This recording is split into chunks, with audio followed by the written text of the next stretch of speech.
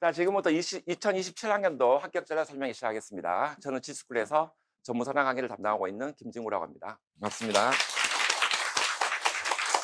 네. 자, 지금부터 50분 동안 한번 진행해 볼게요. 자, 다음 페이지 보면, 자, 오늘 어떻게 진행할 거냐면, 이 빨간색 여기가 나.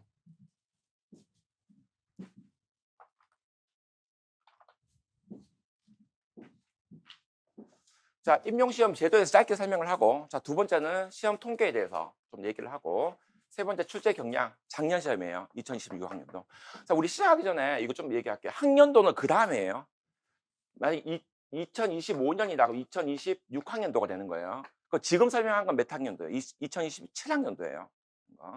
그래서 이번에 시험 친 2026학년도 출제 경량, 그리고 강의 계획, 그 제일 중요한 거 마인드셋, 요걸 합니다. 그리고 세부적인 공부 전략이 있어요. 기본 개념반 공부 전략, 문제풀이반, 모의고사반, 시험식 일주일 전, 시험 당일 이 공부 전략이 다 있는데 이거는 각 강좌 시작할 때 그때 알 예정입니다. 자, 그다음에 자, 임용시험 제도에 대해서 잠깐 살펴볼게요. 자, 우리가 어떻게 발전해 왔냐? 이렇게 발전해 왔어요. 크게 보면. 자, 첫 번째 가볼게요. 06년, 08년, 그리고 14학년도부터 바뀌었는데, 첫 번째 1단계 약식형이에요. 약식형은 뭐냐면 정답이 그냥 단어예요. 혹은 한 줄, 이 정도입니다. 이때가 제일 쉬웠어요. 어느 정도였냐면, 한 진짜 마음 먹고 하면 2달, 3달만 합격할 수 정도. 양도 되게 작았고, 이런 시절이 있었습니다. 지금 없고, 끝. 됐고, 두 번째. 2단계인데, 2단계가 양이 제일 많았던 시기예요. 그러니까 뭐냐면, 1차 시험이 객관식, 2차 시험이 논술형 4문제, 3차가 면접, 이런 시기가 있었고, 14학년도부터가 지금 시기입니다. 어떻게 보면. 이걸 뭐라 하냐면, 서답형. 이렇게 표현하고 있어요. 그래서 기입, 서술, 이렇게 구성이 됐고, 그러다가 20학년도부터는 노술이 한 문제 있었거든, 14학년도까지. 없어지고. 근데 여기서 제일 중요한 포인트가 뭐냐면, 이때부터가 문제가 되게 어려워졌어요. 그리고 이 중간에는 18학년도부터가 과목 수가 되게 늘어났습니다. 그전에는 7과목 혹은 8과목이었거든요. 지금 15과목 이상이니까 거의 2배 이상 늘어났던 시기가 18학년도. 이렇게 됩니다. 자, 이렇게 발전을 해왔고, 그리고 난이도 이때부터 뭐가 된다? 되게 증가했다. 자, 다음 페이지.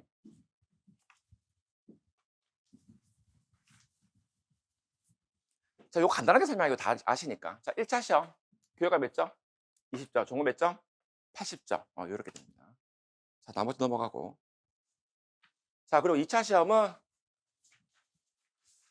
몇 점? 100점. 이렇게 해서. 그 1차 100점, 2차 100점이죠. 그러니까 1차 시험에서 1.5배수 뽑고, 나머지 2차 시험 합산해서 합격, 불합격을 결정을 짓는 구조입니다.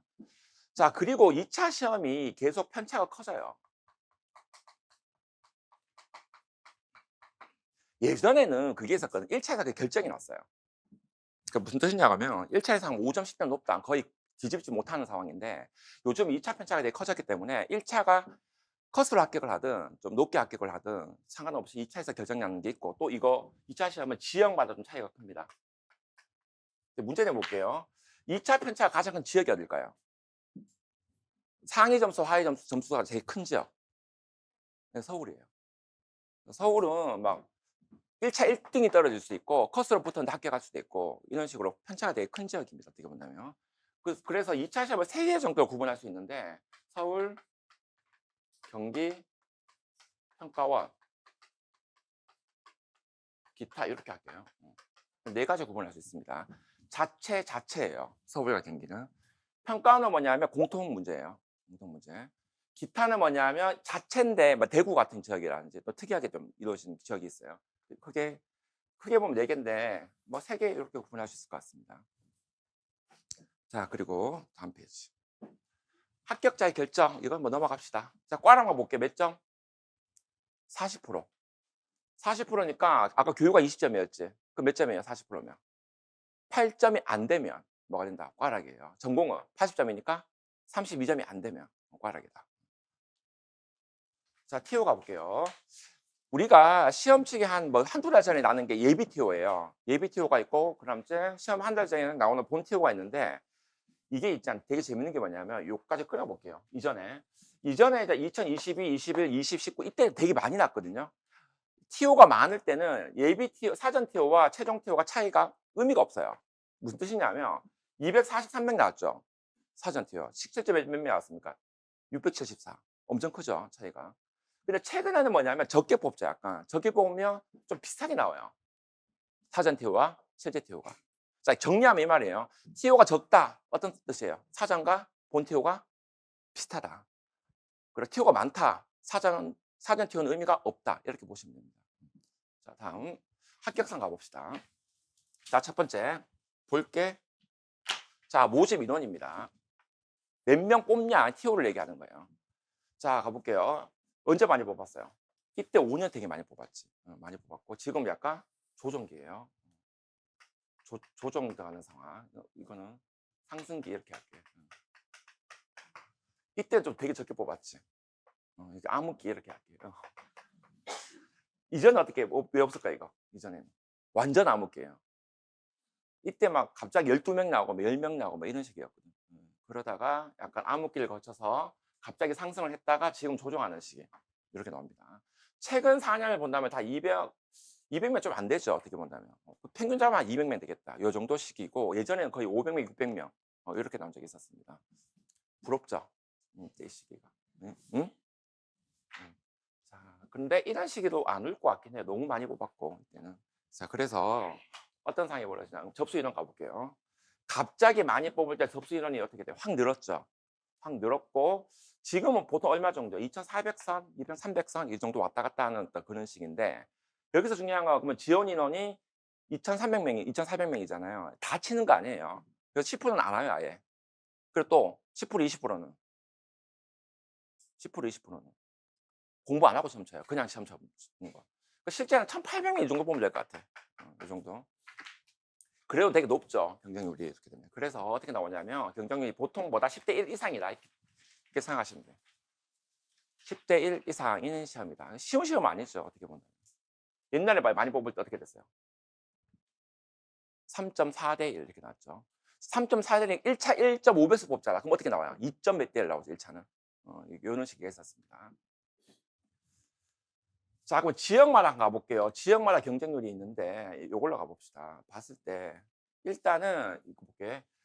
2025학년도 기준을 먼저 합시다. 2026학년도 아직 안 나왔으니까 어디가 높아요?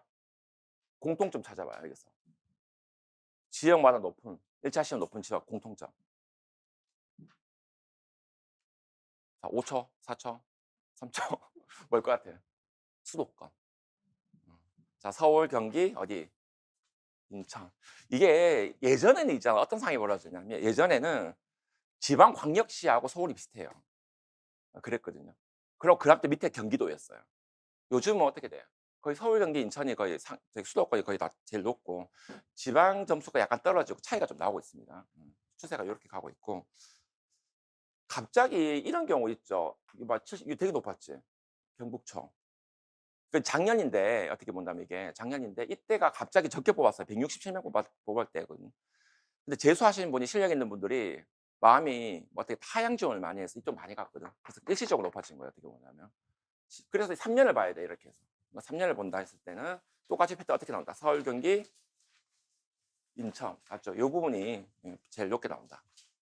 자, 결론은 뭐냐면 현재 추세에서 3년을 봤을 때는 1차 시험 높은 곳은 뭐다? 수도권이다. 그 서울, 경기, 인천 이런 패턴입니다. 자, 그리고 이제 두 번째 가볼게요. 자, 2026학년도 임용시험 출제 경향. 그러니까 작년이다 표현하 이거 다 이번 시험인데 이번 시험이 이제 되게 어려웠죠. 봤는데 일단 이걸 봅시다. 과목 배점 가볼게요. 제일 비슷했어요. 배점이 역대 가장 과목과는 큰 차이가 없는 가장 비슷한 시험이었다는 거. 자, 배점이 가장 비슷했다는 거고. 자, 그리고 배점이 대부분 지금 봤을 때 높은 과목이 뭐였었냐면 상담 제일 높은 게 뭐예요? 실제 학교 상담 포함입니다. 두 번째는 이상. 요 두 개 과목이 좀 높았죠. 두 개 과목이 좀 높았다는 거. 자, 지금까지 보면 이제 이런 게 있어요. 갑자기 난이도가 확 올라갈 때가 있고 떨어질 때가 있죠. 시험에서. 난이도가 높을 때 어떤 과목이 제일 많이 나올 것 같아요? 선생님 생각에. 난이도가 딱 올라갈 때 어떤 과목이 제일 많이 나올까요? 첫 번째, 상담 실제예요. 왜 그러냐면 범위가 되게 넓어서 어디까지 해야 될지. 그러니까 새로운 상담 방법, 상담 이론 이런 거 다 상담 실제니까. 실제가 되게 많이 나온다는 거지. 두 번째 뭐가 나올까요? 난이도 높아진다. 문제가 어렵게 나온다. 이상식입니다. 뭐 특수화 포함입니다. 이상. 자, 세 번째는 뭐냐면 성격입니다. 자, 이 세 개 가면 공통점은 뭐냐면 범위가 한정되어 있지 않다는 거예요. 되게 넓게 나갈 수 있다는 거예요. 그래서 어렵게 나온 다음에 이 부분에서 되게 높게 나옵니다. 하나 더 적는다면 뭐가 된다? 진로성격. 그래서 올해가 진로성격 몇 점 나왔습니까? 8점 나왔죠. 그렇죠? 제일 거의 적게 나온 거예요. 작년 봐요. 14점, 12점, 14점 이렇게 나왔죠. 그래서 그러니까 원래 배점이 높은 게 진로상담입니다. 올해가 어떻다? 좀 적게 나왔다. 자, 그 다음에 가봅시다. 최근 3년 문제 유형 가봅시다. 원래 패턴이 뭐냐면 이렇게 나와요. 일반적인 패턴은 뭐냐면 임용시험에서 모든 과목을 얘기하는 겁니다. 일반적인 패턴은 기출에서 얼마 나옵니까? 7에서 80%, 보통 80%까지 나와요. 기출에서 나왔던 문제, 영역이. 그리고 기출 안 된 게 보통 뭐 10에서 20%예요. 그리고 학원과에서는 90% 이상 다루는 거예요. 이게 모든 과목의 지금까지 실질적인 뭐야? 지금까지의 패턴이었어요. 자, 그런데 최근 거 가볼게요. 2년까지. 기출 반영 비율 50%안 되지, 지금. 기출만 열심히 봤다. 그럼 뭐예요? 반도 못 맞춘다는 거예요. 어떻게 보냐면. 원래는 그래, 기출 50% 정도예요. 문제는 어려웠지만 50% 정도고, 그 전에 어떻게 해요? 25는 40에서 45. 24학년도 어떻습니까? 60에서 68 나왔지. 그럼 이때 점수 어떻게 될 것 같아요? 기출 반영이 높으면 점수가 높아져요. 아는 게 많이 나왔다는 뜻이니까. 그래서 봤을 때는 우리 과목은 특성상 뭐냐면 기출 반영률이 딴 과목에 비해서 어떻다? 낮아요. 내가 이제 친구들이 강사가 몇 명 있거든요. 입력 쪽에. 다 물어봐요. 뭐 무슨 과목 보면. 결론적으로 내린 게 뭐냐면 우리 과목이 제일 낮아요. 기출 반영률. 그래서 기출만 봐서는 안 된다. 아, 당연히 기출 중요한데 반밖에 커버 못 한다. 요걸 좀 알고 가야 됩니다. 자, 20학년도 이후 시험 출제king 양성 3개 가볼게요. 첫 번째, 언제부터? 20학년도 이후부터 난이도가 뭐가 됐다? 상승했다. 두 번째, 평가 봅니까? 상당히 어떻게 됐다? 넓어졌다. 그래서 상반기 때 공부는 어떻게 해? 넓게 해야 돼, 무조건 넓게. 깊게보다 넓게, 무조건 넓게 가야 돼. 최대한. 왜냐, 하반기부터 넓게 못 해요. 좁혀야 되니까 이제부터는 넓게 가야 되고. 자, 세 번째는 원래 요게 원칙이거든요. 최근 3년 된 기출 문제는 잘 안 내요, 원래. 왜 그러냐면 출제위원들이 문제를 낼 때 3년치를 봐요. 최근 3년. 그래서 빼거든요. 근데 중요한 개념은 다시 중복을 해요. 예를 들어서 작년에 나왔던 시험 중에 하나가 뭐 콜보가 나왔거든요. 그전에 또 콜보가 연속 2번 나왔어요. 이런 식으로. 그래서 중요한 개념은 뭐가 된다? 중복되는 경향이 있다. 자, 두 번째는 그 다음에 뭐냐면 기출된 문제 같은 경우에는 다시 나오잖아. 어떻게 나오냐면 세부적이고 구체적인 개념 중심으로 출제한다. 그러니까 한 번 나왔던 것은 어떻게 더 깊게 나온다 이 말이에요. 자, 그리고 핵심 개념도 중요하지만 주변 개념까지 많이 나온다. 최근 추세가. 그리고 개념 도출에서 암기 문제. 옛날에 개념 도출 문제가 많았거든. 이거 뭐냐? 도출하는 거. 지금보다 암기를 묻는 문제가 많습니다. 채점 때문에 그래요. 채점에 용이하니까 암기 문제 내면. 그리고 매년 기출 스타일은 어떻게 된다? 달라집니다. 그래서 출제 경량, 문제 출제 영역 등은 매년 기출 스타일이 뭐가 된다? 달라진다. 이런 게 있어요. 그 어떤 해는 뭐냐면 찾아 쓰는 문제가 많고, 어떤 해는 사례와 연결하는 문제가 많고, 뭐 그런 식으로. 어떤 경우 개념 도출이 많고, 이렇게 매년 좀 스타일이 달라집니다. 그리고 올해 시험 2026학년도에서 새로운 버전의 이게 뭐냐 묻는 방식이 나왔어요. 뭐 나왔냐면 이거 이런 식으로 낸 적 한 번도 없었거든요. 개념을 이런 식으로 나왔어요. 서술을 할 거. 최초로 나온 거거든. 원래는 개념의 명칭을 쓰고 의미를 적으라 한다든지 개념을 쓰고 이유를 적으라 한다든지 사례 연결을 한다든지 분리해서 나왔거든요. 그럼 개념을 서술을 하고 이렇게 처음으로 표현된 거예요. 한 번도 이런 적 없었거든. 이거 어떻게 적어야 돼? 개념을 서술할 거든. 그래서 사례 들어가야 돼, 안 나가야 돼?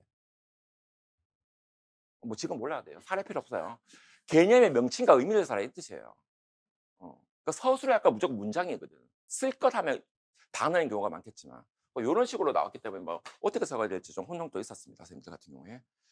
자, 됐고. 자, 그러면 그다음에 자, 기타 가볼게요. 나타나는 현상 중에 하나가 첫 번째 뭐야? DSM-5 TR의 완벽한 정착. 자, DSM-5가 진단 기준이 있죠. A, B, C, D가 있는 거. 원래는 지금까지 문제는 뭐 A만 좀 외우면 돼요. 혹은 B까지, 나이까지. 그 정도인데 지금은 A, B, C, D까지 거의 다 봐야 될 정도로. 올해가 되게 심했어요. 예를 들어서 올해 나왔던 문제 중에 하나가 간헐적 포팔성 장애가 있거든요. 그 D향을 외워야 돼요. D까지. 뭐 그런 식으로 되게 자세하게 나온다는 거. 자, 학교 상담의 확장이라고 표현되는데 이거 상담 실제를 얘기하는 겁니다. 넓게 나온다는 거예요. 학교 상담 프로그램 요소라든지 다문화 상담, 강점 기반 상담 이런 식으로 되게 넓게 나온다는 거. 자, 세 번째가 뭐냐면 심리 검사를 좀 심층적으로 활용하는 문제. 요런 문제가 좀 나왔고. 그게 뭐냐면 지금까지는 크게 나왔다면 지금 세부적으로 해석한다든지. 자, 뭐 예를 들어 볼게요. MMPI. 원래 제일 중요한 게 뭐 타당도와 임상이죠. 근데 재작년에 뭐가 나왔냐면 내용 척도가 나온다든지 RC 척도가 나온다든지 이렇게 세부적으로 나왔고, 원래 웩슬러 지능검사 나왔어요. 나왔는데 과정 점수라고 있거든요. 과정 분석. 이 문제가 좀 약간 세부적인 거예요. 이렇게 나온다든지 좀 약간 세분화시켜서 나오는 경향이 있다. 이 말입니다. 왜 세분화시킬까요? 기출에서 웬만한 문제 다 냈어 그래요. 그래서 약간 계속 지엽적으로 세분화돼서 나온다. 이 뜻입니다. 자, 그러면 다음 페이지 보면 총평을 가봅시다. 이번 시험이 되게 어려웠는데 총평을 본다면, 자, 총평을 보기 전에 하나만 얘기해 볼게. 내가 한번 적어 볼게요. 20학년도, 23학년도, 26학년도 공통점 뭔지 같아요. 이 세 개 공통점. 가장 어려웠던 시험. 3년 주기지. 20학년도, 23학년도, 26학년도. 그럼 원래 27은 어떻게 될 것 같아요? 알 수 없어요. 이건 알 수 없지. 이거 어떻게 알아, 이걸? 자, 근데 이거는 있었어요. 내가 이제 이거 어려웠잖아. 그 다음 할 때는 이거는 우리가 이거 생각했잖아. 이게 일반적으로 그렇게 계속 갈 것인가? 특수한 것인가? 그 해. 이 판단이 되게 중요한데, 이때 할 때는 난 특수하다 봤거든. 그 해만 그랬겠다. 이렇게 했어. 그래서 맞았어. 근데 올해도 어려웠지. 26. 그럼 3년 중에 29가 어려워야 되잖아. 27은 어떻게 될 것 같아? 일반일 것 같아? 특수일 것 같아? 이제는 일반으로 바뀔 것 같아요. 내 느낌은. 그러니까 뭐냐면 3년 주기 어렵게 냈다면 이제부터 계속 어렵게 나온다는 거. 그러니까 이유가 뭐냐면 목적이 평가원, 이거 있으면 이거 아셔야 돼요. 평가원에서 잘 낸 문제 어떤 문제일까요? 평가원에서 출제 문제 정말 잘 낸 문제다. 그런 문제는 문제를 잘 낸 문제가 아니고 학원과 문제와 안 겹치는 문제예요. 그러다 보니까 문제가 어떻게 돼? 학원과 문제 중요한 거 다 다루잖아. 그럼 안 겹치려면 뭘 다뤄야 돼? 지엽적인 거, 이상한 거 다뤄야 돼요. 그래서 문제가 어려질 수밖에 없겠다 이 뜻입니다. 그래서 나는 2026학년도 문제가 지금까지 계속 갈 것 같아. 27학년도 넓게 하라 이 뜻이에요.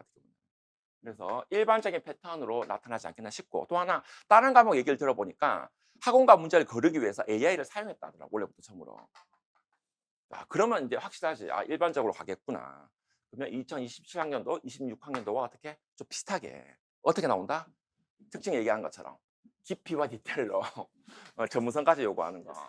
자, 그래서 지엽적 개념까지 봐야 되고, DSM-5 TR 같은 경우에도 그냥 볼 게 아니라 감별 진단. 감별 진단은 뭐냐면 이 진단명과 이 점 차이점 뭐냐 이런 거 보는 거 봐야 되고, 최근 트렌드까지 다 반영하는 거. 즉 대충 알면 쓸 수 없는 문제가 이제부터는 뭐가 된다, 트렌드가 될 것 같다. 이 뜻입니다. 어떻게 보면. 자, 다음 페이지 보면, 자, 어떤 거 나오는지 볼게요. 좀 어려운 문제만 좀 몇 개 봅시다. 물론 뭐 지금 얘기는 모르겠지만, 자, 강점 기반 상담이라고 있어요. 요게 나왔습니다. 스미스. 자, 요게 나왔고, 문제 이게 나왔다는 게 문제가 아닌데 이 10단계 모델 다 외워야 돼요. 그러니까 뭐냐면 쌤이 들어봤어요. 강점 기반 들어봤지. 스미스 거 10단계 모델 들어봤어요. 그게 못 들어봐. 이거 10단계가 또 외워야 되는 문제예요. 그 약간 틀린 모양이었죠. 두 번째, 성격 강점이라고 있어요. 이게 있는데 이게 몇 개냐면 30가지예요. 30가지. 이걸 의미까지 다 외워야 되는 문제였어요. 그게 킬러 모양이 됐잖아. 근데 의미까지 다 외웠지. 이게 2점이야. 그래가서 어디까지? 이걸 30개를 원형 모델의 축이 있어. 이렇게 나가는 거. 이걸 갖고 이제 구분하는 문제까지. 구조적 모델까지. 이런 문제. 그러니까 내 킬러 모양이라고 표현했잖아. 자, 세 번째는 뭐냐면 다문화 상담인데 그중에 누구 거? 슈라는 학자가 있거든. 걔 거를 나왔어. 걔라고 이상하네. 이 선생님께 나왔습니다. 처음 들으면 다를 거예요. 뭐 역동동 조정이라는 미세 공격 처음 들어봤지. 이런 문제가 좀 나왔다는 게 이제 이번 문제입니다. 그래서 제가 봤을 때 가장 어려웠던 문제가 아니었나 이런 생각이 드는 거고. 자, 다음 페이지. 자, 요거는 쓸 수는 있는데 약간 그래도 난이도가 있는 문제였어요. 뭐냐면 품행장애와 자, 가면서 부패성 장애, 감별 진단하는 거. 차이점 뭐냐 이걸 묻는 거예요. 어떻게 본다면. 공격성이 계획성이냐 충정성이냐 이런 차이거든. 네, 그런 감별하는 문제라든지 또 이거 파괴적 기분 조절 장애 일 구분하는 문제라든지 이거 세 가지 감별하는 거잖아. 어떻게 보면 이 세 가지 공통점부터 다 뭐예요? 공격적인 행동이거든 전부 다. 요걸 요런 식으로 감별하는 문제가 나왔다. 근데 이건 많이 맞췄어요 내가 봤을 때. 문제는 어려웠지만 이런 게 있었고. 자 마지막 가볼게요. 심리 검사를 통합적으로 낸 거예요. 어떻게 통합적으로 냈냐면 우리가 지금까지는 MMPI라든지 웩슬러하고 문장과 성함상 통합으로 많이 나왔어요. 쉬웠고. 근데 로샤 문제까지 나왔어요. 물론 이 문제는 주요 우울장애이기 때문에 쉬웠거든. 쉬웠는데 이게 만약에 이 검사 결과가 안 나왔다면 되게 어려웠어요. 뭐냐면 로샤 검사에서 나타난 주요 우울장애 특성이 있어요. 몇 가지. 그런 게 지표가 나왔거든요. 로샤 검사 해석은 한 번도 안 나왔어요. 지금까지. 안 나왔는데 요런 것까지 나왔으니까 되게 어려웠다. 어떻게 본다면. 물론 요거가 힌트를 줘서 우리가 주요 우울장애 쉬웠지만 이거 없었다고 하면 진짜 어려웠던 문제입니다. 이것도. 그리고 DSM-5 TR 진단 기준 B 외워야 되고 배제 기준까지 다 파악하는 문제였다. 이거는 킬러 문항까지 아니지만 난이도가 좀 있는 문제였다 이 뜻입니다. 그래서 정리하자면 킬러 문항과 변별력 가진 문항이 이 정도였다. 다시 정리하면 아까 말한 이 세 가지 공격적인 행동 나타나는 DSM-5 TR 진단 기준 감별하는 문제. 다문화 상담 미세 공격 역등도 수정 이거 못 쓰는 거 거의. 이건 킬러 문항이죠. 이것도 킬러, 이거 킬러, 이건 킬러 아니에요. 요 세 가지 킬러 문항이었어요. 그러니까 그 12점이에요. 어떻게 본다면. 그러니까 킬러 문항이 제일 많았다는 뜻입니다. 어떻게 본다면. 그러니까 우리 입장에서는 뭐다 12점 까고 시작해야 됐어요. 작년 문제가. 그리고 웩슬러 지능 검사 같은 경우 뭐가 나왔다? 이 과정 점수가 나왔어요. 어떻게 본다면. 과정 점수 개념과. 그러니까 뭐냐면 나왔던 게 토막 자기가 있거든요. 시간 보너스가 없는 토막 자기. 요 두 개 비교하는 문제였어요. 그런 식으로 약간 세부적인 문제가 나왔다. 이게 뭐다? 2026학년도 시험이었고 이 패턴이 뭐다? 2027까지 지속될 것 같다. 이런 특성입니다. 그러면 우리가 이제 공부를 어떻게 해야 될지 전략을 좀 세워야겠죠. 자, 그 다음 페이지 보면 뭐 있습니까? 기출 영역 있죠. 이 기출 영역 언제 하냐면 기출 문제 풀이만 다 하는 겁니다. 그 다 넘어갈게요. 강의 이해 가봅시다.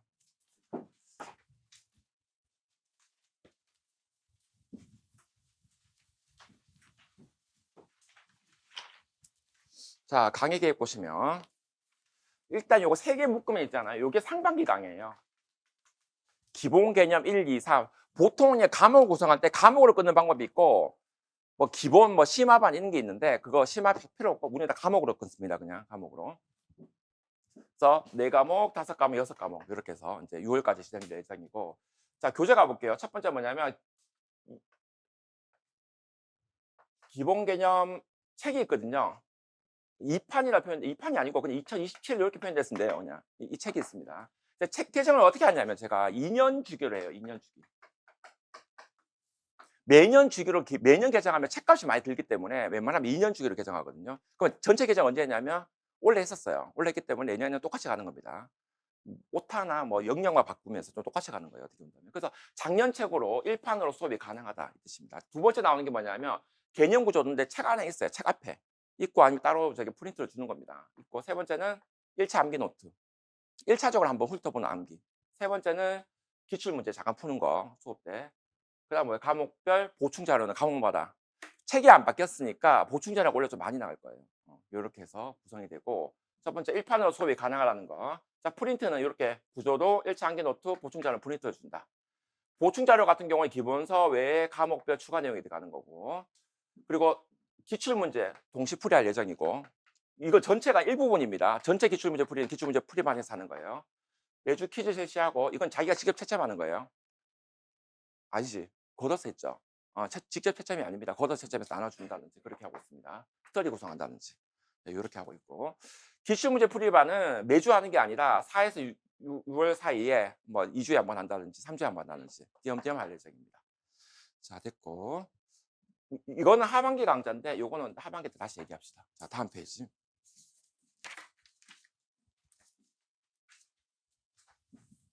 자, 특강이 있습니다. 특강은 무료로 하는 강의예요. 매년 묻는데 비용이 얼마예요? 비용이 없다 얘기하는데 무료예요, 전부 다 특강은. 자, 첫 번째는 DSM-5 진단책이 전체 훑는 거. 요거는 1월 달 혹은 2월 달 이때 할 예정이고. 두 번째 상담 실제 특강에서 올해 되게 많아졌어요. 할게 특강. 자, 뭐 있습니까? DBT 변심업적 따라하고 두 번째는 마음청객은 인지치료로 따라하고 다문화, 긍정심리, 강점 중심, 여성주의 상담, 정서도식 상담 정책 이걸 다 뭐다 특강에서 할 예정입니다. 여기 특강은 사실 많이 나오는 건 아니에요. 어쩌다 나오는 문제입니다. 자, 세 번째 성격 강점은 이번에 나왔던 문제인데 이거는 기본 개념 할 때 들어갈 중간에 할지 따로 할지는 아직 못 정했어요. 어떻게 보면. 자, 네 번째 뭐다? 제일 중요한 거 지능검사 해석이 있는데 이거는 기본 개념 3 특강이에요. 일반 특강이 아니에요. 기본 개념 3을 위한 특강이고. 그리고 되게 재미없는 과목 상담 프로그램 개발과 평가 요게 있고, 그럼 학교폭력법은 변호사가 직접 할 거예요. 시험 치기 한 3주 전에 뭐 2주 전에 그렇게 할 예정이고. 네. 그리고 2차 시험 때 합격 자체 최근에 했는데 이거는 직전에 합격하신 분들이 이제 지역마다 한 3명씩 해서 특강을 할 예정인데 거의 1등, 2등이에요. 대부분. 그분들이 이제 면접 99점 나오거나 1등, 2등 그 선생님들 하는 거예요. 이게 지지난주에 했었어요. 서울, 경기, 평가원 요렇게 해서 3명씩 이렇게 했습니다. 그리고 전체 공개 모의고사는 한 6월 정도에 한 진행할 예정입니다. 자, 됐고. 자, 참조.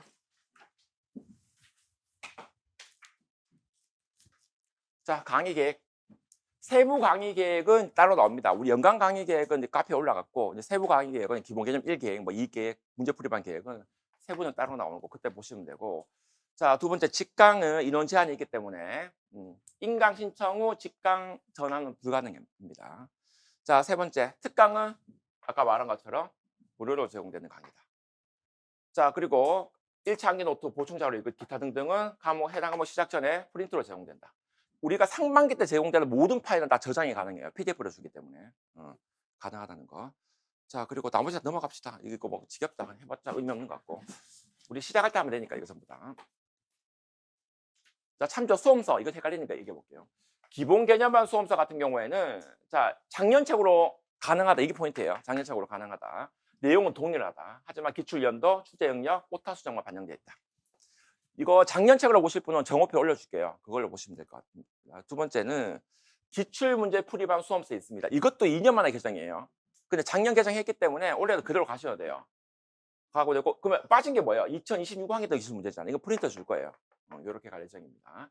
문제풀이반은 무조건 사야 돼요. 바뀌어요, 무조건. 매년 바뀌는 겁니다. 어쩔 수 없어요. 1권, 2권 바뀌고. 그리고 암기 박스 같은 경우에도 원래 바꿀 건데, 넓어졌으니까 저 바꿀 건데, 어떻게 할 거냐면, 이게 작년 책으로 볼 사람 봐도 돼요. 근데 추가 프린트를 줄 테니 그걸 수록하다든지, 원래 책을 사서 본다든지, 그런 방법으로 가시면 됩니다. 됐고, 끝. 자, 수험서 얘기했으니까 넘어가고, 패키지 강좌 이렇게 하고 있어요.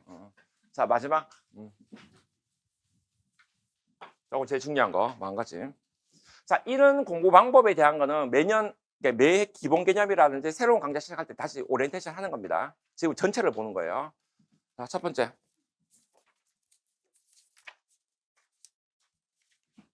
자, 지금 제가 얘기한 마인드셋이 몇 가지 있어요? 6가지 있죠. 이거 다 이론이 기반이 있는 거예요. 그냥 제가 마음대로 얘기한 게 아니라 이론적 기반이 다 있는 겁니다. 왜냐하면 이게 전공자와 비전공자 차이가 뭐냐면 우리가 자기 개발이라든지 그런 거 얘기할 때 제일 중요한 게 뭐가 있어요? 근거가 있어야 돼요. 무조건. 근거 없이 얘기하면 절대 안 되거든. 자, 가봅시다. 첫 번째 뭘 하자. 자, 반짝이는 순간. 이거 들어봤어요? 어디서 나왔어요 이거? 반짝이는 순간. 자, 우리 교육대학원의 명예를 걸고. 자, 어디서 들어봤어요? 반짝이는 순간. 자, 힌트 줄까요? 사회구성주의 상담. 가족 상담. 이야기 상담. 거기서 나왔어요. 이야기 치료. 자, 반짝이는 순간. 자, 다시. 자, 반짝이는 순간 다시 이게 반짝이라 얘기할게요. 반짝이. 자, 우리 이렇게 봅시다. 자기 개념이 있어요. 그러니까 나는 어떻다예요. 나는 어떻다. 나는 공부머리가 없는 것 같아. 나는 내가 뭔가 선택하면 안 되는 것 같아. 뭐 이런 것들 있잖아. 나는 운이 없는 것 같아. 이런 자기 개념이 왜 형성됐을까요? 과거가 있어요. 과거는 이 과거의 모든 경험에서 우리는 뭐야? 안 좋은 것도 분명히 있지 이렇게. 근데 어떤 게 있어요? 뭐 괜찮은 것도 있지. 반짝이는 것도 있지. 좋았던 것도 있어요. 자, 포인트는 뭐냐면 이 나의 자기 개념은 어떻게 뭐냐면 나는 운이 없다. 난 머리가 나쁘다. 나는 뭐 수능도 못 맞았다. 나는 뭐 공부머리가 없는 거. 이런 게 여러 가지 있잖아. 이건 뭐다? 다 과거에서 뭐다? X를 갖고 와서 그래요. 안 좋은 걸 갖고 왔기 때문에 이런 자기 개념이 뭐가 된다? 형성되는 거거든. 어떻게 보자면. 근데 반대로 얘기해 볼게. 과거 내가 별을 갖고 오면 이 반짝이를 갖고 오면 어떻게 자기 개념이 어떻게 될 것 같아요? 바뀌어 안 바뀌어요? 바뀐다는 거거든. 선생님 과거는요. 특히 현재는 뭐가 된다? 내가 과거에서 뭘 갖고 왔냐 해서 그래요. 다시 볼게. 나는 머리가 나쁘다. 나는 시험에 관련이 없다. 난 운이 없다는 것은 뭐야? 과거에서 안 좋은 것만 갖고 왔잖아. 근데 진짜 없었냐고 반짝이는 게. 하나만 물어볼게. A 학점 맞은 적 있지, 한 번이라도? 누군가한테 친구든 교수님들이든 주변 사람의 칭찬을 받은 적 있지? 그거라고 갖고 오면 되는 거예요. 내가 다시 말하지만 학점에서 A 학점을 받았다면 한 과목이라 받았다면 우리 건 임용해서 합격 불합격 거의 상관이 없어요. 거의 합격할 수 있는 조건이 되는 겁니다. 한 과목이라 A 나오면. 자, 그래서 내가 말하고 싶은 건 뭐냐면 X를 갖고 오지 말고 뭐다 별을 갖고 왔으면 좋겠다. 반짝이는 순간 내가 잘했던 거, 그게 뭐가 있어? 예를 들어서 칭찬받았던 거, 남이 몰랐던 내가 맞췄던 거, 조금이나 뭔가 있을 거예요. 그 반짝이가 있을 거예요. 그걸 갖고 오면 뭐가 된다? 자기 개념이 바뀌고 뭐까지 바뀐다? 미래까지 바뀌는 거예요. 모든 건 다 해석의 문제거든. 또 하나 볼게요. 한 달 동안 학교에 나는 가지 않았다. 고등학교 때. 이런 사건이 있었다 가정이. 과거지 못 바꾸지. 근데 현재가 바뀌면 미래가 과거로 바뀐다. 무슨 뜻이냐고 하면, 그래서 나는 뭐냐면 상담을 전공해서 상담교사가 됐어요. 그럼 다시 볼게요. 나는 상담교사가 돼서 이제 교사를 하고 있어요. 그렇다면 옛날에 했던 것은 뭐예요? 한 달 동안 학교 안 간 거는. 어떻게 해석이 돼? 이거는 실패 경험이야? 아니지. 나의 뭐야? 유예기, 심리적 유예기, 뭔가 혼란의 시기, 혹은 내가 고민하는 시기, 이런 고민을 거쳤기 때문에 뭐 더 잘 이해할 수 있다. 이렇게 된다는 거예요, 관점이. 그런데 지금 뭐예요? 일도 하지 않고 막 폐인처럼 살고 있다. 그럼 뭐가 되는 거예요? 한 달 동안 학교 안 갔다. 그때부터 삭수가 노랬다. 이렇게 되는 거예요, 해석이. 과거도 뭐냐면 현재와 미래가 바뀐다는 거예요, 관점 자체가. 그래서 말하고 싶은 결론은 뭐냐면 뭘 갖고 오자고? 별을 갖고 왔으면 좋겠다. 반짝이를 갖고 왔으면 좋겠다. 이 말입니다. 그래서 첫 번째, 자, 읽어볼게요. 가져오지 말 것. 뭘 갖고 오지 말라고? 왜 실패했지, 과거에? 나는 왜 이 모양일까? 과거의 실패, 부정평가, 상처받은 기억들. 이는 문제 중심의 이야기는 우리가 지금 이 여행에 혹은 임용 준비할 때 굳이 무거운 짐을 챙길 필요가 없다는 거예요, 어떻게 본다면. 그럼 뭘 갖고 오자고? 반짝이는 상황, 예외적 결과를 갖고 왔으면 좋겠다. 작은 성공 경험, 이게 되게 중요해요. 한 번이나 성공한 경험. 예기치 않게 좋은 결과를 냈던 순간 누군가에게 뭐다 인정받았던 거, 이걸 뭐자? 소환하자. 그래서 메시지는 그 조각들을 모아서 충분히 해낼 수 있다는 사람이라는 새로운 주인공을 설정했으면 좋겠다. 됐죠?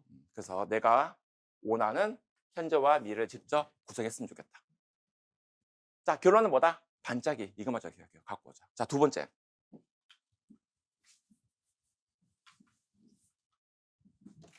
자, 두 번째는 내용이 긴데 다 필요 없고 뭐예요, 이거? just do. 무슨 뜻입니까? 그냥 하라고. 자, 우리가 모든 파트에 대가가 있어요. 대가의 공통점은 뭐냐면 다 뭐다? 그냥 하는 사람이에요. 생각이 아니고 그냥 해요. 우리 옛날에 그 인터뷰 유명한 게 있잖아. 김연아한테 막 다리 막 풀고 하고 있으니까 왜 하고 있냐고요. 그냥 하는데 이렇게 얘기하잖아. 자, 펠프스가 있어요. 수영 선수 되게 잘하는데. 걔가 비 오는 날에는 태풍 불어도 계속 연습을 수영장에 갔어요. 왜 가냐고. 그냥 하는 건데요. 이렇게 얘기하거든. 그러니까 모든 파트의 대가는 뭐예요, 전부 다? 그냥 한 사람이에요. 그냥 한 사람. 그러니까 생각을 너무 하지 말고 뭐다. 그냥 하는 게 중요합니다. 독일에도 유명한 속담이 있어요. 어디 갈까 신경 쓰지 말고 일단 뭐다. 운동하고 껌부터 매라고. 이 말이 있어요. 그래서 뭐 중요한 건 뭐다. 행동하는 거 그냥 하는 자체가 되게 중요해요. 그래서 말하고 싶은 건 뭐냐면 공부를 하는데 이유라면 끝도 없어요. just do 하라고. 읽어볼게. 잘하려고 하지 말고 깊이 생각하지 말고 고민하지 말고 열심히 하려고 하지 말고 걱정하지 말고 불안해하지 말고 쉬운 길 찾지 말고 욕심 부리지 말고 머뭇거리지 말고 불평하지 말고 분석하지 말고 따지지 말고 쓸데없는 짓 하지 말고. 되게 많네. 마음의 준비를 하지 말고 어떻게 했으면 좋겠다? 그냥 하라고. 이게 되게 중요한 메시지입니다. 그냥. 자, 두 번째. 계획을 세운다는 거 되게 중요합니다. 근데 이거보다 더 중요한 건 뭐예요? 그냥 하는 실행력입니다. 행동하는 거. 하나의 행동을 하는 순간 그다음부터 연쇄적으로 반응해요. 무슨 뜻이냐면 나는 오늘 집에 가서 방 청소를 해야지 못해요. 그럼 뭘 해야 돼? 그냥 하는 것도 중요하지만 제일 하기 쉬운 거 뭐예요? 이불자리에 개는 거야. 그냥 책상 정리를 해보는 거야. 그게 연쇄 반응이 일으켜서 그냥 계속 하게 되거든, 청소까지요. 그래서 제일 하기 쉬운 그걸 행동으로 먼저 하는 거. 그럼 연쇄 반응이 나타난다, 이 말입니다. 공부를 하잖아. 어떻게 해야 될지 모르겠자 그럼 읽어 먼저. 읽는 거 먼저예요. 앉아 있는 게 먼저고. 그러면 이게 연쇄 반응을 일으켜서 하게 되고 계획까지 세우게 돼요.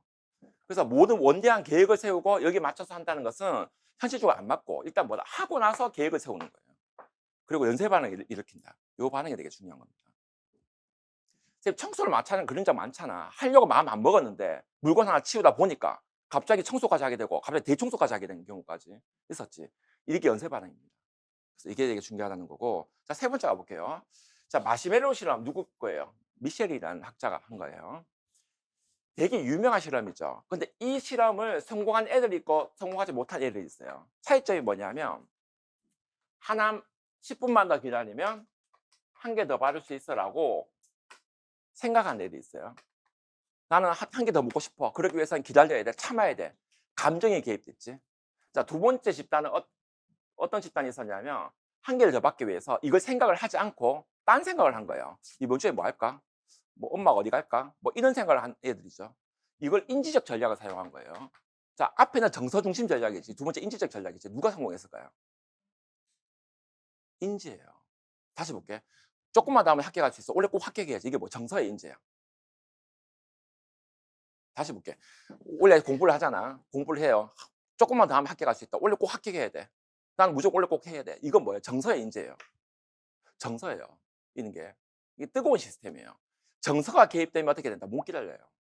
못 해요. 자, 인지적 전략은 뭐예요? 딴 걸 생각하는 거예요, 그냥. 딴 거. 지금 눈앞에 보이는 거 말고. 자, 요게 뭐다? 마슬로우 실험의 핵심입니다. 차가운 인지 이게 포인트인데 이걸 더 쉽게 표현하는 방법은 높은 산에 가잖아. 조금만 더 가면 정상이야. 빨리 가면 쉴 수 있어. 이런 생각을 가지면 못 가요, 산에. 너무 힘들어진다는 거예요. 그럼 뭘 생각하게 해야 돼? 여기 물이 있구나. 여기 나 눈도 안 녹았네. 여기 꽃도 폈네. 이쁘네. 이런 주변 환경을 보고 맞죠? 그런 차가운 인지를 판단하는 게 뭐가 된다? 유혹을 끝까지 견딜 수 있었다. 이 말입니다. 이것도 포인트가 뭐냐면 다 저스트예요. 그냥 실행력이에요. 어떻게 보면. 자, 그다음 페이지는 아니네. 밑에네. 내용에 대해서는 치열하게 고민하되 행위에 대해서는 고민하지 말 것. 자, 내용에 대한 고민은 뭐냐면 이게 품행 장애일까, 가면서 포폐성 장애일까, 요런 감별 진단, 요런 거 고민하고 행위에 대한 거. 오늘 공부가 잘 될까, 학교 갈 수 있을까 이런 건 쓸데없는 거예요. 안 했으면 좋겠다는 거. 자, 그리고 마지막 감정은 뭐다? 통제하려고 하지 말고 먼저 몸을 움직일 거. 왜 감정을 통제하지 말라는 거예요? 우울이 느끼잖아. 불안이 올라오잖아. 이거 통제해야 될 거 아니야. 왜 하지 말라고? 통제하려고 하면 할수록 뭐가 된다? 더 문제가 돼요. 감정은 파도하고 똑같아요. 확 왔다가 또 가거든요. 왔다 갔다. 그래서 뭐냐면 불안이 확 올라온다. 어떻게 해야 돼? 불안해하고 있구나. 혼자 가겠지. 또 가는 거예요.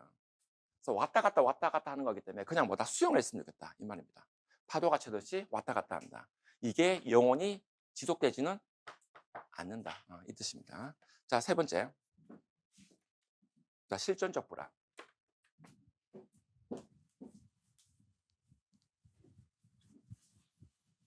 자, 선생님이 올해 특히 2027학년도, 26년도죠. 는 선생님 인생에 가장 불안한 시기입니다.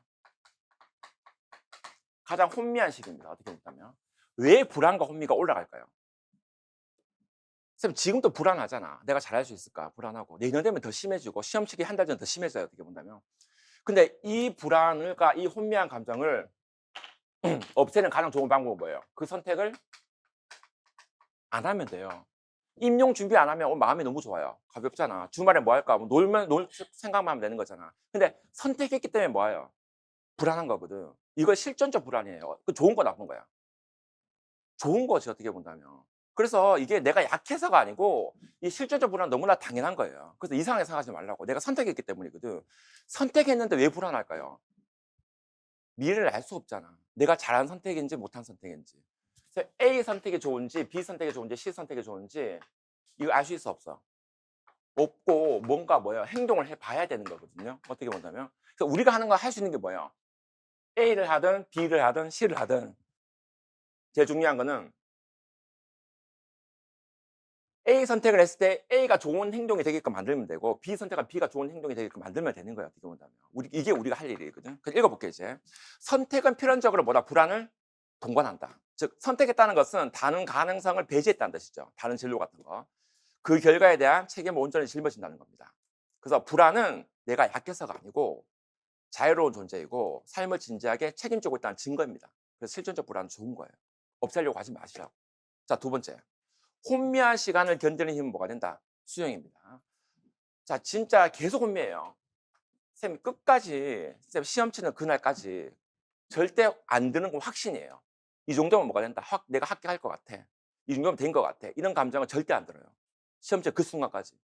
그래서 우리 시험의 심리전이라고 얘기하잖아요. 딴 말로 얘기하면 이 혼미한 감정을 어떻게 견뎌낼 것인가, 어떻게 수행해 나갈 것인가, 이런 부분이 어떻게 보면 어쩔 수 없습니다. 이거는 즉 답답함, 지루함, 혼미한 시간이 찾아오는데 이거는 잘못된 신호가 절대 아닙니다. 그리고 또 하나가 포인트가 뭐냐면 실력이 비약적으로 상승하기 전 거쳐야 될 뭐가 됐다?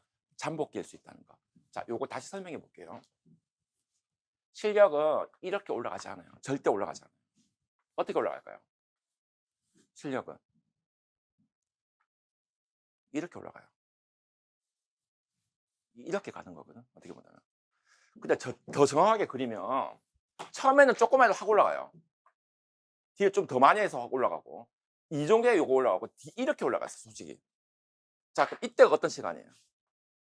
혼미한 시간이거든. 공부해도 실력이 또 늘지 않는 것 같고 암기도 안 되는 것 같고 답답한 것 같고 이런 과정을 거쳐야지 이 잠복기를 거쳐야지 뭐가 된다? 상승할 수 있다 이 뜻입니다.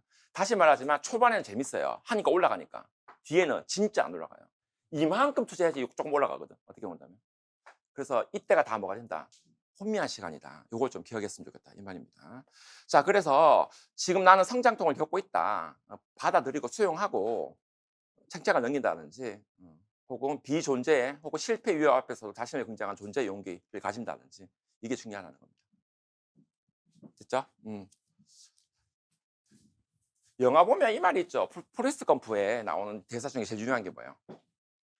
인생은 초콜릿 상자와 같아서 먹어보기 전까지 이 맛이 어떤지 알 수가 없다는 거예요. 먹어봐야지 알 수 있는 거죠. 똑같아요. 이 실존적 본안에서도 A 선택, B 선택, C 선택 어떤 좋은 선택인지 알 수 있는 방법은 선택을 해서 행동을 해보면 뭐가 된다? 알 수가 있다. 이 뜻입니다. 자, 네 번째 습관 기르기.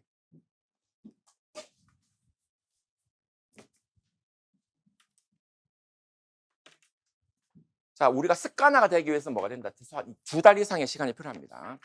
이때 첫 번째 근육 만들기가 똑같아. 꾸준함과 반복이 중요하다. 자, 우리가 운동을 한 3일 정도 열심히 했다. 어떻게 돼? 몸이 아파, 안 아파요? 아파요. 똑같아요. 굳은 살이 매일 아파야 생긴다. 공부할 때 똑같아요. 되게 힘듭니다, 초반에는. 진도도 안 나가고 공부 어떻게 해야 될지 모르겠고 필기는 어떻게 해야 될지 모르겠고 구조화를 해야 될지 당구단을 해야 될지 온갖 생각이 다 들어요. 굳은 살이 생겨야 된다는 거. 자, 두 번째 제일 중요한 거. 절대 잘하려고 하시면 안 돼요. 밀립니다, 무조건.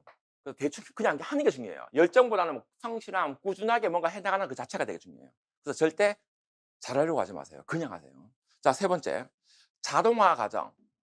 자, 절차적 기억으로 전환하기 이 말이 있는데 우리가 에너지를 가장 많이 소비하는 순간이 어떤 순간이냐면 시작하는 순간이에요. 그래서 공부도 마찬가지다. 딱 시작할 때 에너지가 제일 많이 들어가요. 뭐 정리했다가 앉는 자체가 원래 되게 힘들거든. 근데 이 시작이 쉬우면 에너지가 되게 적게 들어가요. 이 시작이 쉬운 방법은 뭐예요? 자동화예요. 세수하는 게 어렵습니까? 쉬워요. 머리 감는 거, 이빨 닦는 거. 뭐가 되기 때문에 자동화 되었기 때문에 쉬운 거예요. 어떻게 보면. 공부도 마찬가지인데 이 자동화가 될 때까지 가야 돼요. 그리고 우리가 진짜 남는 기억은 절차 기억이에요. 몸으로 익힌 기억이에요. 어떻게 본다면. 그리고 시험 칠 때도 뭐냐면 이 절차적 기억에 의해서 거의 결정이 돼요. 평소에 많이 했다는 뜻이죠. 그래서 절차적 기억이 될 때까지는 자동화 과정을 거치는 거. 이건 뭐다? 계속 꾸준함이에요. 이런 과정이 되어야 된다는 거. 자, 네 번째. 절대 잘하려고 하지 말고 뭐다? 최대한 버틴다. 포기하지 않는다. 이 마음가짐이 되게 중요하다. 계속 하는 말은 뭐예요? 잘하려고 하지 말라고. 그럼 진짜 어렵다니까. 됐죠? 이것도 마찬가지. 청소 있잖아요. 이것도 마찬가지인데 진짜 청소 안 하는 사람 특성이 뭔지 아세요? 하려면 완벽하게 하려고 해서. 완벽하게 하려고 하니까 못 하는 거예요. 어떻게 보면. 대충 하려고 하면 그냥 해요. 어떻게 본다면. 그래서 공부도 마찬가지예요. 완벽하게 하려고 하지 말라고. 하면서 수정하는 겁니다. 그래서 시행착오를 반복하는 그 자체가 되게 중요하고 어떻게 보면 한 번에 될 수가 없어요. 그리고 공부를 반드시 있는 거 있잖아요. 정해진 시간, 장소, 같은 방법을 해야 될 생각을 버리라는 거예요. 버스 안에서 할 수도 있고 앉아서 할 수도 있고 자투리 시간 나면 10분 동안 공부할 수도 있어요. 융통성있게 접근했으면 좋겠다는 거. 그리고 짝수다를 조심할 거. 이 부분 드실까요? 2, 4, 6, 8월 달에 특성이 동기가 떨어져요.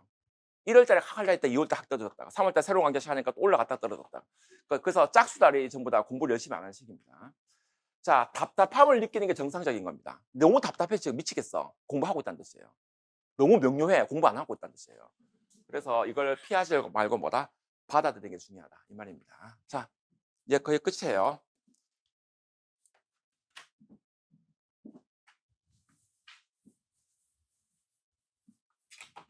(5번) 원래 제가 이거 합격자 설명할 때 큰 제목만 적거든요. 이게 세부적으로 원래 처음 적었어요, 이거. 처음 적었는데 왜 적었냐면 작년에 이만하다가 쌤 또 오해를 하는 것 같아갖고 좀 적은 거예요. 어떻게 보면 이 5번 때문에 적다 보니까 밸런스 맞춤 다 적었거든. 어떻게 보면 자, 쌤 볼게. 우리가 목적을 이해하는 거지. 이거 잘 봐야 돼요. 이거 설명 잘 들어야 돼. 이해하는 건데, 그래서 봐. 지각이 되고 그럼 뭐가 돼요? 기억이 되고 그럼 뭐가 된다? 이해가 돼요. 우리 목적은 뭐예요? 이해가 목적이에요. 맞죠? 근데 내가 이해 중심으로 공부한다. 가정해 볼게. 이해하고 나서 뭐 한다? 암기한다. 이 얘기 되게 많이 하지. 이해가 돼야지 뭐가 돼요? 공부 안 해서 그래요. 다시 볼게요. 우리 뇌 기능은 반대예요. 기억이 돼야 뭐가 돼요? 이해가 돼요. 기억의 구성 요소가 없다면 이해가 된다, 안 된다는 거예요. 그래서 이해를 하려고 하지 마세요. 왜냐하면 이해를 하려고 하면 공부를 못 해요. 뭘 하려고 하냐고. 이게 더 쉽잖아. 기억을 하려고 하라고. 어떤 기억? 구조를 기억하라고. 세부적인 게 아니라 구조, 틀. 이걸 기억해야지 뭐가 된다? 이해가 됩니다. 또 하나가 기억된 게 있어야 뭐가 돼요? 지각이 돼요. 쌤 봐요. 쌤 모르는 단어 몇 개 해볼게. 요즘 통화량이 M2가 있고 NK라는 게 있어요. 무슨 말인지 모르지? 일본이 어떻게 될 것 같아? 이 말은 모르잖아. 왜? 기억된 게 없는데 뭘 이해를 하냐고. 이 단어 아무리 얘기해도 이해 못 해요. 어떻게 보자면. 그래서 포인트가 뭐냐면 구조에 대한 기억을 해야지 뭐가 된다? 이해가 된다. 이 뜻입니다. 말하고 싶은 게. 그렇죠? 자, 그래서 뭐다? 구조를 암기해야 이해된다. 이 결론입니다. 우리가 할 건 뭐예요? 구조를 기억하는 거예요. 자, 읽어볼게요, 이제. 이해는 기억의 결과다. 첫 번째. 많은 사람들이 이해가 되어야 암기가 된다고 생각하며 완벽한 이해가 될 때까지 암기를 미루는 경향이 있습니다. 하지만 뇌과학적으로 보면 순서는 반대예요. 아는 만큼 뭐가 된다? 보이고 머릿속에 저장된 정보, 기억이 있어야 새로운 지식을 뭐 할 수 있다? 해석이나 지각할 수 있어요. 따라서 기억된 것이 없으면 지각의 범위가 좁아지고 결국 이해력도 떨어지는 겁니다. 그래서 이해가 안 된다고 멈춰있지 말고 일단 기억의 창고를 채워나가는 게 중요하다. 오케이? 기억이 더 쉽잖아. 단 여기서 중요한 거. 두 번째 뭘 기억하라고? 구조를 기억해야 돼요. 구조와 뭐 된다? 구성요소. 자, 목차와 구성요소를 먼저 암기해야 된다. 용어가 이게 포인트예요. 용어가 머릿속에 밖에 있어야지 수업 때 설명하는 논리가 용어에 따라부터 비로소 이해라는 화학작용이 나타납니다. 됐죠? 그래서 세부 내용이 매몰되지 말고 지도를 먼저 머릿속에 그리는 것이다. 자, 요 두 가지 정리 결론 뭐예요? 구조를 맞아. 기억을 하게 되면 뭐가 된다? 이해가 된다. 우리 전공을 한번 얘기해 볼게요. 어떤 사람이 약을 발명했어요. 세로토닌을 증가시킨 약이에요. 이 약은 예를 들어서 햇빛을 안 봐도 된다고 얘기할게요. 장에도 좋대요. 요 세 가지 단어가 있습니다. 쌤 머릿속에 기억된 거 없지? 세로토닌, 햇빛, 장이에요. 무슨 장 얘기하는 것 같아요? MDD라고 주요 우울장애거든. 요걸 논리를 한번 설명해 볼게요. 기억된 게. 자, 세로토닌이 부족하면 뭐가 된다? 우울증이 걸리거든. 그럼 세로토닌을 증가시키는 거예요. 그래서 선택적 세로토닌 SSRI 얘기할게요. 재흡수가 안 되게 한다. 세로토닌 재흡수는 시냅스에서 나타납니다. 시냅스에서 세로토닌 신경질 물질을 재흡수를 금지시키는 거예요. 많아지는 거거든요. 어떻게 본다면. 자, 재흡수를 금지시킨다. 그리고 햇빛은 세로토닌에서 많이 나와요. 햇빛을 보면 세로토닌이 많이 나오거든요. 그래서 우울증 환자는 뭐가 된다? 절대 무조건 햇빛 보는 게 우선이에요. 이게 세로토닌으로 나타나는 거고, 이게 밤 되면 뭐가 된다? 멜라토닌이 돼요. 잠 잘 오게 하는 거. 자, 장은 뭐냐면 세로토닌이 대부분 장에서 흡수가 돼요. 그 장이 안 좋은 사람은 원래 우울해요. 안 좋아서. 자, 그럼 다시 정리해 볼게. 내가 지금 연결고리 얘기했잖아. 요 단어를 모르면 어떻게 이해하냐고. 이거 구조나든지 우울증은 세로토닌이고 햇빛과 관련돼 있고 장이고 그러니까 재흡수 억제제고 이런 단어가 있으면 뭐가 된다? 이해가 돼요, 그때부터는. 그래서 내가 말하고 싶은 건 뭐냐면 이해하지 하지 말고 이걸 먼저 암기하는 거예요. 구조를 먼저. 그런 게 되게 뭐가 된다. 말로 하나만 내볼게. ADHD 증상 세 가지 있지. 부주의 과잉력 충동성. 얘가 억제 능력이 떨어진다 가정해 볼게요. 억제 능력. AD 증상은 없지만 억제 능력이 포함이 되는 거예요. 어떻게 본다면. 근데 이 억제라고 한다는 것은 우리 내부의 중에 어딘 것 같아? 억제 능력. 전두엽이거든. 특히 실행 기능과 관련되어 있습니다. 최근에는 뭐냐면 부주의가 아니라 억제 능력의 결함 이렇게 많이 표현해요. 그러면 뭐 고장났다는 뜻입니까? 전두엽에 문제가 있다는 뜻이지. 이런 식으로 연결고리를 같이 가야 돼요. 어떻게 보면. 이게 왜지? 어쨌든 포인트는 요런 단어를 뭐가 된다? 기억을 해야지 뭐가 된다? 이해하기가 쉽다 이 뜻입니다. 세 번째 가볼게. 반복은 정교화로 승부할 때 무슨 뜻이냐고 하면 내가 암기를 할 때 기존 개념과 연결시켜야 돼요. 내가 알고 있는 것과. 자, 이걸 더 쉽게 표현해 볼게요. 자, 어떤 개념이 있다 가정해 볼게요. 이 개념은 절대 단독으로 존재하면 기억이 안 돼요. 무조건 연결 부위가 있어야 돼요. 어떤 개념은 혼자서 존재한다. 어떻게 한다? 기억이 절대 안 납니다. 뭐와 연결시켜야 되는 거예요. 그래서 암기를 할 때 뭐가 된다? 이 정교화가 나오는 거예요. 어떻게 본다면. 자, 읽어볼게요. 어떤 내용이 나오냐면 나만이 알고 있는 지식과 연결하고 나만의 예시를 만들고 비슷한 개념과 차이점을 비교하는 정교화 전략이 되게 중요하다. 됐죠? 자, 정리. 포인트 뭐다? 개념은 절대 단독으로 존재하는 순간 어떻게 된다? 휘발된다. 없어진다. 그래서 뭐가 된다? 나의 장기 기억과 혹은 내가 알고 있는 것과 뭐하다? 이어 붙여야 된다. 이걸 얘기하는 겁니다. 그래서 원래 장기 기억은 의미적인 연결망을 갖고 있어야지 기억이 된다. 그래서 우리가 할 건 뭐다? 의미적 연결망을 만드는 것이다. 이렇게. 됐죠? 그럼 총정리하자면 이해를 잘하려면 구조와 구성 요소를 뭐가 된다? 암기를 하고 특히 정교화를 써야지만 기억이 잘 된다. 그러면 나중에 그 결과인 이해가 뭐가 된다? 잘 된다. 이 뜻입니다. 물론 나는 이해 중심으로 설명을 할 거야. 이런 식으로 할 건데 포인트는 뭐다? 선생님들은 뭐다? 구조를 먼저 암기하라. 오케이? 오해 없겠죠? 암기만 하라고 뭐 그런 얘기했다고 해서 내가 지금 연결 구조 좀 얘기하는 겁니다. 자, 마지막 6번째.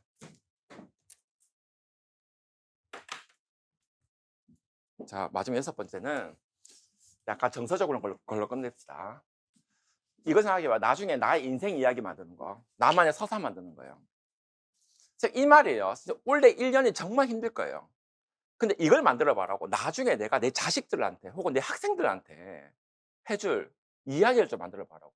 선생님은 예를 들어서 노량진에서 어떤 과정을 거쳤는데 그때 너무 힘들었다. 근데 어떻게 극복했고 어떤 과정을 거쳐서 지금 이 자리에 섰다. 이런 스토리 같은 거 좀 만들어 봤으면 좋겠다. 이 말이에요. 어떻게 보면. 이게 하기 전에 첫 번째 뭘 하지 말라고? 자기 불과라는 비겁한 뭐다? 각본을 만들지 말라고. 시험이 어려워갖고 시간이 부족해서 몸이 안 좋아서 나이가 많아 전공자가 아니어서 이유 되려면 끝도 없어요. 우리가 있잖아. 이게 있거든. 목적이 있고 이유가 있잖아요. 이유가 중요하잖아요. 목적이 앞서요. 목적이 먼저 생기고 이유는 되기 나름이에요. 뭐냐면 내가 공부할 수밖에 없는 상황이면 공부할 수밖에 없는 이유가 만들어지고 공부할 수 있는 상황이라면 공부할 수 있는 상황 이유가 만들어지는 거예요. 무슨 뜻이냐면 이유는 만들기 나름이라는 거예요. 오케이? 다시 볼게. 내가 어떤 사람 싫잖아. 이런 이유 때문에 싫은 게 아니라 싫으니까 이유가 만들어진다고. 그런 경우 되게 많거든요. 그래서 이런 불과 전략을 좀 안 했으면 좋겠다. 이 말입니다. 그래서 그만두고 당당하게 상황과 맞닥뜨리는 주인공이 될 거. 이 불안해서 그럴 수 있는데 그냥 이게 맞닥뜨렸으면 좋겠다. 이 말입니다. 그리고 이때 제일 많은 게 뭐냐면 원래 공부할 때 제일 많아지는 게 뭐냐면 갑자기 하고 싶은 게 되게 많아져요. 우리가 시험 때 되면 뭐 영화 보고 싶다 이런 것처럼 그중에 제일 많아지는 게 뭔지 아세요? 해외여행 가고 싶다. 이민 가고 싶다 이런 거 있잖아.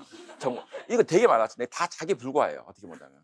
혹은 내 전공과 안 맞는 것 같아. 딴 전공이 필요할 것 같아. 이런 게 되게 많아진 시기입니다. 그래서 이런 변명하지 말고 두 번째 포인트예요. 훗날에 선생님 교단에 섰을 때 제자들한테 선생님도 꿈을 이루기 위해서 이렇게 치열하게 살아봤다. 이런 얘기 들려줄 수 있는 나만의 소중한 인생 스토리가 되게끔 뭔가 만들었으면 좋겠다. 이 말입니다. 자, 마지막 읽고 끝낼게요.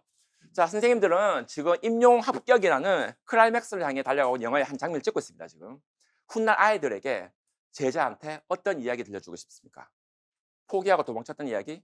아니면 두려움 속에서 끝까지 용기를 냈던 이야기?